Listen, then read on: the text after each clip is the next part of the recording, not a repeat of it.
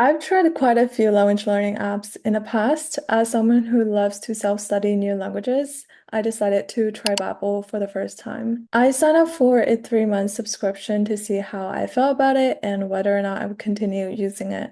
In this video, I'll share my honest opinion on Babbel and how I use it to learn French. As someone who is goal-oriented and loves planning, I find a learning plan to be very effective. It is completely customizable in Babbel. The app asks me a series of questions at the start, but don't worry, you can always adjust your goals later. For example, I initially chose A2 level but switched to B1 because A2 was too basic for me. The app tracks your progress and sends notifications when you reach your goals, letting you know how many activities you've completed. It does a great job of keeping you on track. You can also set a reminder time for your lessons. If you have a set schedule, this feature helps you stay consistent. I appreciate that the app doesn't spam you with reminders throughout the day. It gives you a lot of freedom to learn at your own pace. For B1 level, there are 7 courses in total. Each consists of 5 to 13 lessons. Each lesson takes about 5 minutes to complete. At the end of the course, there is a review to help you recap on what you've learned. My favorite part of Babbel's lessons and the learning apps in general are the interactive conversations. All the new vocabulary introduced at the start of the course is used later in a dialogue between 2 people. Sometimes I go the extra mile and write down the conversation to help memorize it. I also appreciate that Babbel allows you to replay the dialogues. I tend to focus on the fill in the blank exercise the first time I listen, so it's helpful to replay and understand the full conversation. Regarde le prix de vente, c'est une affaire. Pas du tout, c'est un gouffre financier, tu veux dire. Mais quel charme, je suis tombé amoureux de cette maison de campagne. Babbel doesn't just teach new vocabulary, it also covers grammar.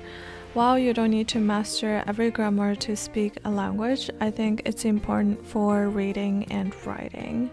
However, I wouldn't say Babbel provides in-depth explanations for every grammar rule.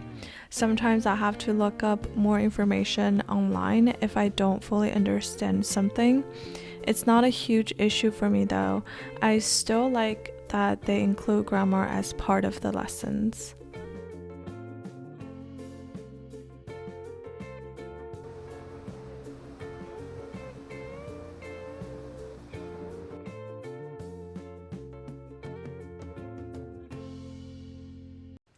I listen to French podcasts pretty often, and I see that Babbel has their own podcast, and it's like 9 minutes, so it's not too long. I'm just gonna play while I clean my dishes. I usually do my dishes in the morning, so and probably make matcha after. I was surprised to find a podcast section on the main page. I have my go-to French podcast channel that I usually listen to, so I don't use Babbel's podcast often, but it's a nice feature to have when I run out of things to listen to. Each episode is relatively short. If I'm doing chores that take longer, I might listen to an episode 2 or 3 times. There are also transcripts available, which is helpful. Overall, I find Babbel very easy to navigate.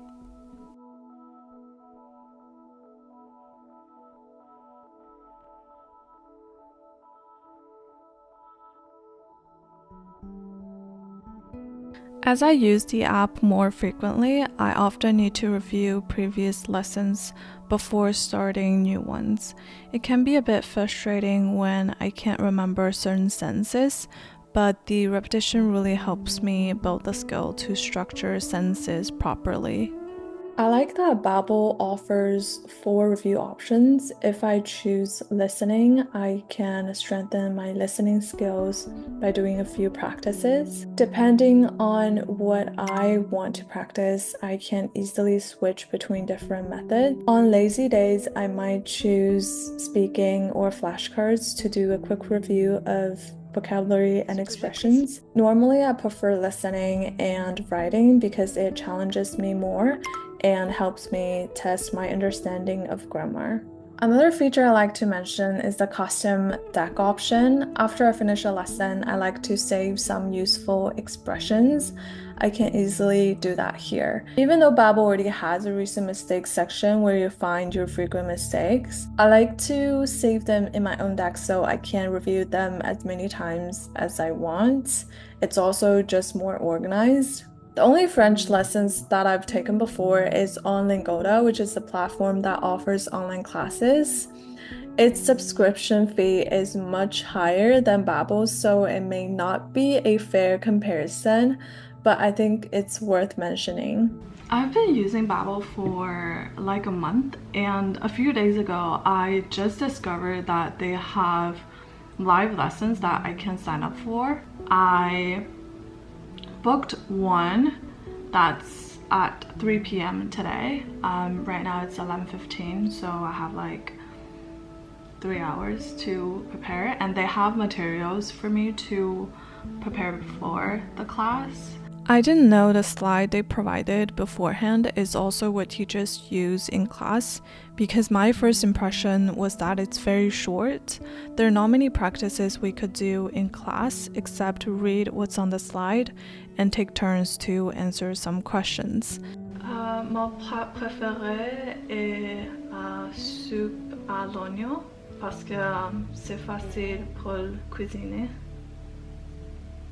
Et c'est sain aussi, c'est très sain. In other language classes I've taken, we do more interactive activities like matching games, verb conjugation practice, and reading stories. The live class lasts 55 minutes, but I only spoke 4 to 5 times, which is why I'm not a big fan of group classes in general. I didn't feel like I learned much from the experience because I could have answered these questions on my own. I would love if Babbel offered private lessons, but I understand why they only have group lessons given the price point. The quality of the class also depends on the number of students and the experience of the teacher. For my session, there were 5 other students, so I didn't feel it was worth my time. It wasn't necessarily a bad experience, I just didn't learn much from it. While Babbel tries to include as many features as it can, the truth is you can't have everything in one place. If you're considering using Babbel, I hope this video will give you some insights and help you to decide whether it's the right fit for you. If you've used Babbel before, I'd love to hear your thoughts. If you have any recommendations for language learning apps, I would love to know that as well. Thank you so much for watching.